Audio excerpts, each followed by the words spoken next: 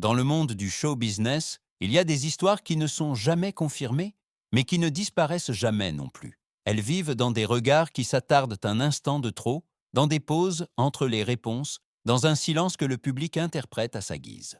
Plus la célébrité est grande, plus la vie privée devient une seconde scène, où chaque détail peut devenir un symbole.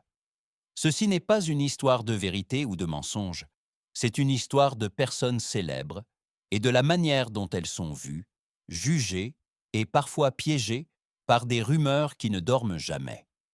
Il s'agit du prix de l'attention et de l'équilibre fragile entre l'image publique et la réalité intérieure. Et nous commençons par le nom qui a le plus grand rayonnement mondial. 1. Maluma. Quand Maluma a fait son entrée sur la scène musicale internationale, la culture pop latino-américaine a connu un changement notable. Il a non seulement apporté des rythmes entraînants, mais aussi une apparence qui a immédiatement attiré l'attention mondiale. Son style était provocateur, son esthétique libre de toute contrainte classique et sa présence pleine d'assurance, jusqu'à la provocation. En Europe notamment, il est rapidement devenu un symbole d'une nouvelle génération d'artistes pour qui l'identité et l'expression sont aussi importantes que la musique. Cependant, cette liberté même a ouvert la voie aux spéculations.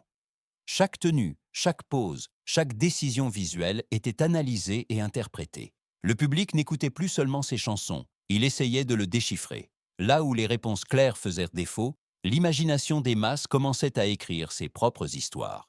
Maluma n'a pas réagi avec des justifications. Il s'est soustrait aux explications et a fait du silence lui-même une partie de sa mise en scène. Plus on essayait de le classer, plus il devenait insaisissable. Plus le regard public s'intensifiait, plus sa distance restait contrôlée. Ainsi est né un paradoxe moderne. À une époque où les artistes sont censés tout révéler d'eux-mêmes, Maluma est devenu une énigme vivante. Non pas parce qu'il cachait quelque chose, mais parce qu'il avait compris que le vrai pouvoir réside parfois dans le fait de ne rien avoir à expliquer. 2. Enrique Peña Nieto. Dans l'histoire politique récente du Mexique, rares sont les noms qui oscillent autant entre éclat et ombre que celui d'Enrique Peña Nieto. Dès le début de sa carrière publique, il était clair qu'il ne serait pas un homme politique ordinaire. Son apparition était soigneusement mise en scène, sa présence adaptée aux médias, son visage bientôt partout. La politique et le show business se sont rapprochés chez lui à tel point que la frontière entre homme d'État et figure publique s'est progressivement estompée. Avec son ascension, cependant, la machinerie incontrôlable de l'attention a également grandi. Chaque mouvement, chaque regard, chaque mot était enregistré, répété et réinterprété. Le pays ne se contentait pas de l'observer. Il l'analysait comme s'il était un personnage d'une série continue. Pour les uns, il représentait la modernisation, pour les autres, une époque controversée. Mais quelle que soit l'opinion, il est devenu un point central permanent du récit national. Pendant son mandat, cette pression a considérablement augmenté. Les gros titres ne connaissaient pas de répit, les débats pas de conclusion. Son image est devenue une surface de projection où espoir, déception et spéculation coexistaient simultanément. Plus sa vie devenait publique, plus la distance avec la personne derrière la façade semblait grande. Même les moments privés perdaient leur intimité et devenaient partie d'un jugement collectif. Enrique Peña Nieto n'était finalement pas seulement un président, mais un phénomène médiatique. Un homme dont la vie était sous observation constante et dont le véritable intérieur devenait d'autant plus énigmatique. Plus les projecteurs étaient intenses, plus le mystère s'épaississait. Et c'est précisément cette tension qui accompagne son nom jusqu'à aujourd'hui. 3. Alejandro Fernandez. Quand Alejandro Fernandez est monté sur scène pour la première fois, il était clair qu'il portait plus qu'une simple voix.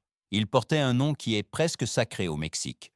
Fils d'une légende, il a été observé dès le début, non seulement comme artiste, mais comme l'héritier d'un patrimoine culturel qui ouvre des portes tout en imposant des fardeaux. Sa voix, profonde et puissante, a rapidement conquis le public européen. Les concerts se remplissaient, ses chansons traversèrent les frontières. Mais avec le succès, l'attention s'est accrue pour tout ce qui se trouvait en dehors de la musique. Chaque apparition, chaque geste en dehors de la scène, devenait partie d'une interprétation publique, comme si l'on cherchait des messages cachés dans sa vie. Alejandro a constamment navigué entre tradition et modernité. Il a honoré l'héritage de son père sans s'y perdre. et a développé une identité propre qui rayonnait à la fois force et vulnérabilité. Mais c'est précisément cette ouverture émotionnelle qui a renforcé le désir du public de le comprendre entièrement, même là où il ne voulait rien expliquer. Au final, une vérité claire est restée. Sur scène, Alejandro Fernandez était toujours sans équivoque. Là, seule la musique comptait. Là, les rumeurs se taisaient. Et c'est peut-être précisément la raison pour laquelle il fascine encore aujourd'hui. Un artiste qui est sous les feux de la rampe, mais qui ne trouve son véritable équilibre que dans le son de sa voix. 4. Carlos Rivera. Quand Carlos Rivera s'est produit pour la première fois devant un large public, il semblait être un jeune homme avec de grands rêves et une voix plus grande que sa propre incertitude. Son ascension a été presque cinématographique. Concours de talent, salle comble, reconnaissance internationale. Pas à pas, il est devenu l'une des voix les plus appréciées de la scène musicale latino-américaine, bien au-delà de l'Europe. Mais avec le succès est venue une attention qui ne se limitait plus à son art. Le public a commencé non seulement à écouter, mais à observer. Chaque performance, chaque pause, chaque mot dans les interviews était interprété. Alors que sa carrière était sous les feux de la rampe, Rivera défendait sa vie privée avec une discrétion notable. C'est précisément cette discrétion qui a renforcé l'intérêt. À une époque où les artistes révèlent presque tout d'eux-mêmes, il a délibérément choisi des limites. Son silence est devenu un espace que d'autres ont rempli de suppositions. Des questions sont apparues là où il ne voulait pas donner de réponse. Carlos Rivera a ainsi montré quelque chose de rare, qu'on peut grandir, émouvoir et réussir sans se dénuder complètement.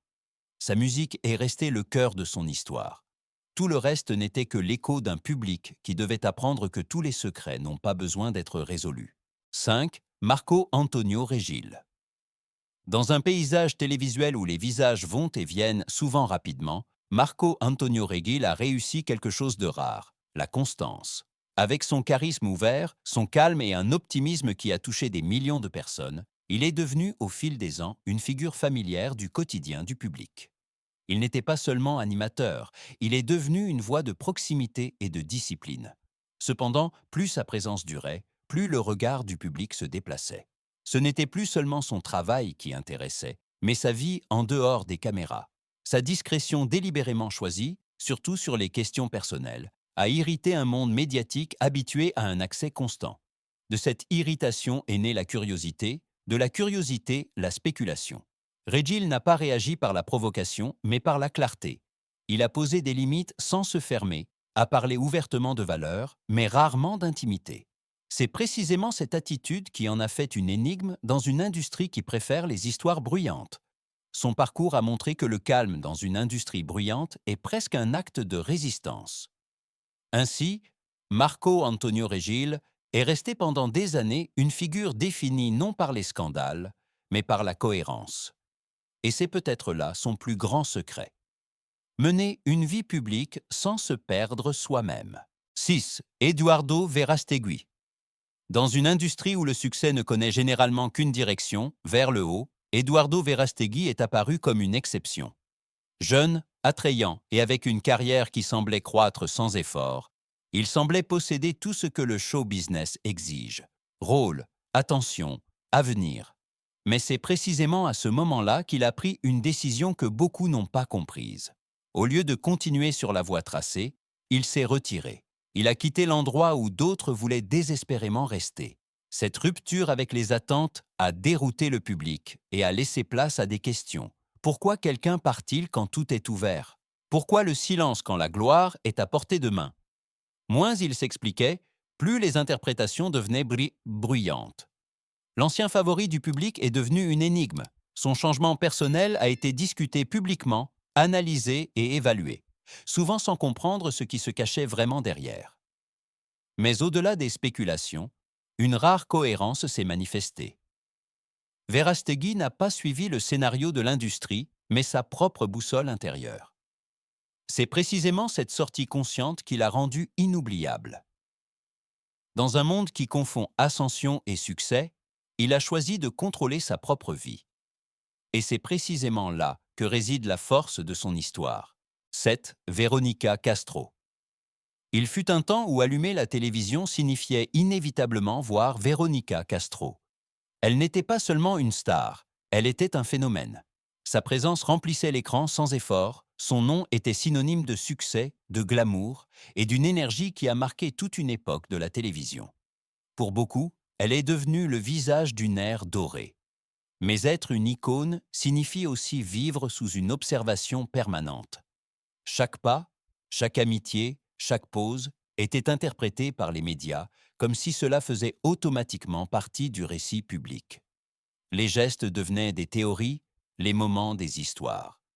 Veronica Castro évoluait dans un espace où le privé n'existait presque plus. Au lieu de se laisser expliquer, elle a choisi la distance. Son retrait temporaire de la scène publique a été interprété par certains comme une faiblesse, mais était en réalité un acte d'autodétermination. Elle savait quand le silence est plus fort que toute justification, et quand le retrait préserve plus de dignité qu'une présence constante. Au final, Veronica Castro n'appartient pas aux rumeurs, mais à la mémoire de tout un pays, et au-delà. Elle est la preuve que les vraies légendes n'ont rien à expliquer. Elles perdurent parce que leur impact va plus loin que toute spéculation. 7 noms, 7 carrières, 7 parcours de vie qui ont une chose en commun. Plus la notoriété est grande, plus la pression du public pour obtenir des réponses est forte. Dans toutes ces histoires, il ne s'agissait jamais de vérité confirmée, mais de perception, de regards extérieurs, d'attentes, de projections. La célébrité les rendait visibles, mais c'est précisément cette visibilité qui leur a souvent retiré le droit au silence. Ce qui relie ces personnalités, ce n'est pas la rumeur, mais leur réaction à celle-ci. Certains ont utilisé l'attention comme partie de leur mise en scène, d'autres se sont délibérément retirés. Certains sont restés inébranlables dans le bruit, d'autres ont cherché refuge dans la distance. Mais aucun d'entre eux ne s'est laissé entièrement définir par ce qui était dit à son sujet.